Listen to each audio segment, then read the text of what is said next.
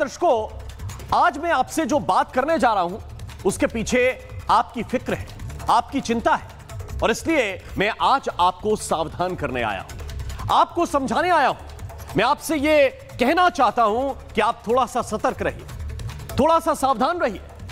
यह हाथ पर हाथ धरकर बैठना कभी कभी खतरनाक भी साबित हो सकता है, क्योंकि हो सकता है कि कोई अकबरुद्दीन आए, आपको धमकाए कि 15 मिनट के लिए पुलिस हटा लो, फिर आगे क्या आप समझदार हैं?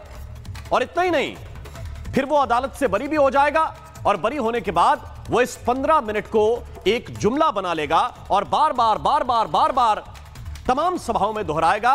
ये 15 मिनट कभी घड़ी दिखाएगा, कभी कुछ करेगा, लेकिन बार बार आपको बोला जाएगा कि ये 15 मिनट। फिर क्या होगा? कोई माजिद हुसैन आएगा और यह बताएगा कि वो अगर अपने पर आ गया तो गलियां कम पड़ जाएंगी।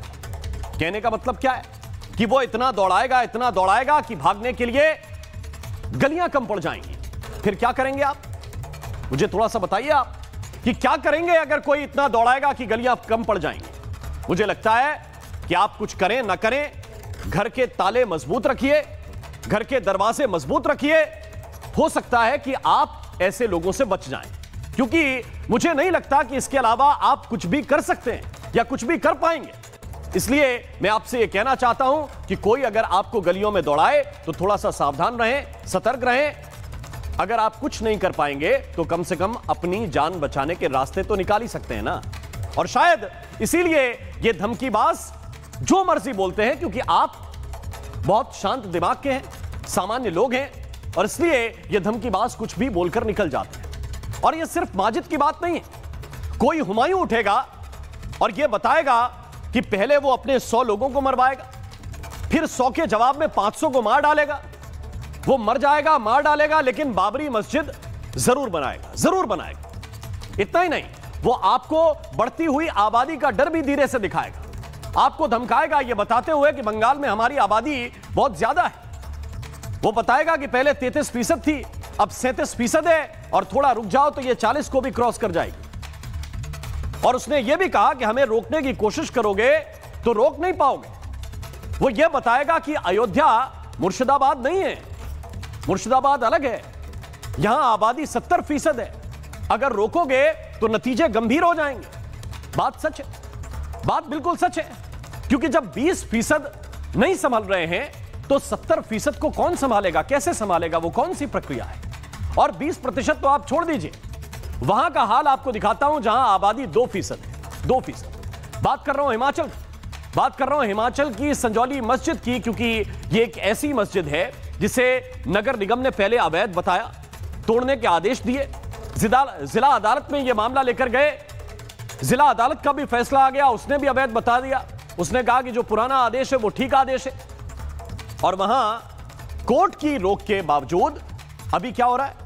नमाज हो रही है और नमाज को लेकर हंगामा हो रहा है, भारी भरकम प्रदर्शन हो रहा है। वहां कांग्रेस पार्टी की सरकार है, यह मामला हाई कोर्ट में है, उच्च न्यायालय के फैसले का इंतजार किया जा रहा है।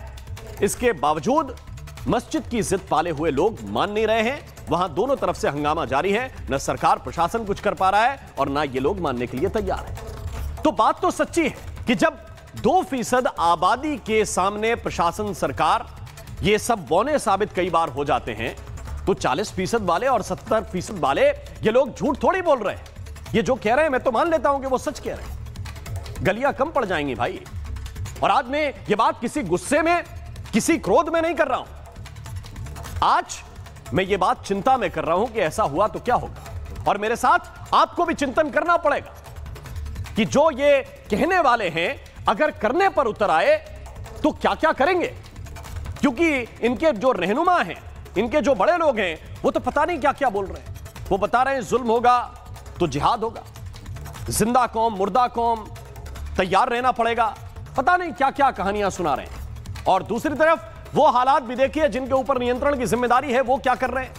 वो या तो नाकाम है या जानबूझकर हाथ पर हाथ धरे बैठे हैं। बंगाल में ये खुलेआम ऐलान चल रहे हैं, लेकिन टीएमसी की सरकार है, ममता बनर्जी, उनके लिए वोट बैंक प्राथमिकता है, वो तुष्टीकरण के लिए आराम से सुन रही है, उनकी सरकार भी आराम से सुन रही है। हिमाचल में कांग्रेस कार्रवाई के नाम पर खामोश है, हिंदू का वोट भी चाहिए, तो हिंदुओं पे भी जो संगठन वहां प्रदर्शन कर रहे हैं उन पे भी कार्रवाई नहीं हो रही। मुस्लिम भी नाराज ना हो जाएं, माहौल ना बिगड़े, तो फिर शांत बैठ जाएंगे, ना कुछ करेंगे, ना किसी को रोकेंगे। और इसलिए आज ये 2 सवाल मैं आपके सामने रखना चाहता हूं। क्या इस देश में मजहब के नाम पर हिंदुओं को डराया जाएगा? पहला सवाल, क्या मजहब के नाम पर हिंदुओं को डराया जाएगा? और मस्जिद पर जारी इस रण के बीच विपक्ष केवल तुष्टीकरण की राजनीति में कब तक व्यस्त रहेगा? यह तुष्टीकरण कब तक चलेगा? पहले दोनों तरफ से जो प्रतिक्रियाएं आ रही हैं उसकी एक रिपोर्ट आपको दिखाता हूं, फिर चर्चा की शुरुआत करूंगा।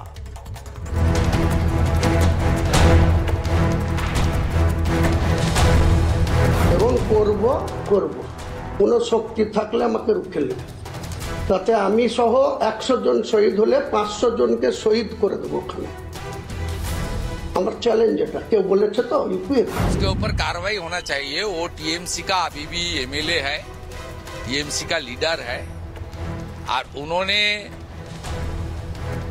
अपने धर्म और रक्षा करने का बात तो नहीं बोल रहा है, सीधा सुप्रीम कोर्ट को चैलेंज कर रहा है।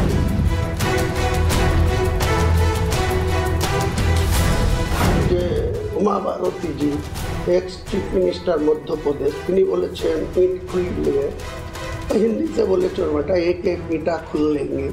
या अयोध्या ना मुर्शिदाबाद, আমি বলছি ये अटैक जो कर रहा है हुमायूं जी, ये हिंदू लोग को डरा रहा है और संविधान को चैलेंज कर रहा है, सुप्रीम कोर्ट को चैलेंज कर रहा है। खूब खतरनाक बात।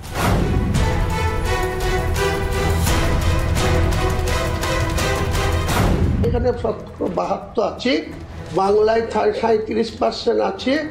যখন এটা কমপ্লিট করব সেদিন 40% পৌঁছাবো এবং করব কোনো শক্তি থাকলে আমাকে রুখে নেবে। भड़काने का कोशिश कर रहा है, शांति भाईचारा को खतरा हो रहा है, तुरंत अंकुश लगाना चाहिए।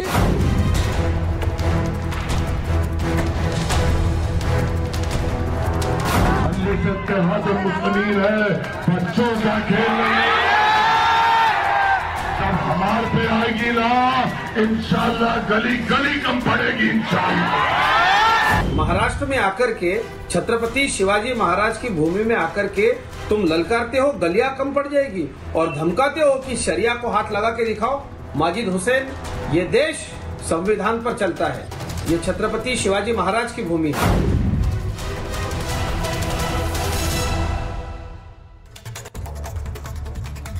और आइए चर्चा की शुरुआत करते हैं। इस वक्त कुछ खास मेहमान मेरे साथ हैं। राजीव जेटली मेरे साथ हैं, प्रवक्ता हैं बीजेपी के। अमितोष परीख हमें ज्वाइन कर रहे हैं, प्रवक्ता हैं वीएचपी के। हरिशंकर जैन जी मेरे साथ हैं, सीनियर वकील हैं सुप्रीम कोर्ट के। मेरे साथ इस वक्त डॉक्टर शोएब जबाई हैं जो प्रेसिडेंट हैं AIMIM दिल्ली के। मेरे साथ मौलाना साजिद रशीदी हैं जो प्रेसिडेंट हैं ऑल इंडिया इमाम एसोसिएशन के। प्रेम कुमार जी वरिष्ठ पत्रकार इस वक्त मेरे साथ हैं। कुछ देर के बाद टीएमसी के लीडर भी मुझे ज्वाइन करेंगे। लेकिन सबसे पहले मैं जानना चाहता हूं शोएब जबाई, आप लोग तो ये कहते हुए निकले थे अभी पिछले बिहार के चुनाव में कि अमन पसंद लोग हैं, आप लोगों को कोई हिंदू हो मुसलमान हो इसकी राजनीति से मतलब नहीं, विकास की राजनीति से मतलब है।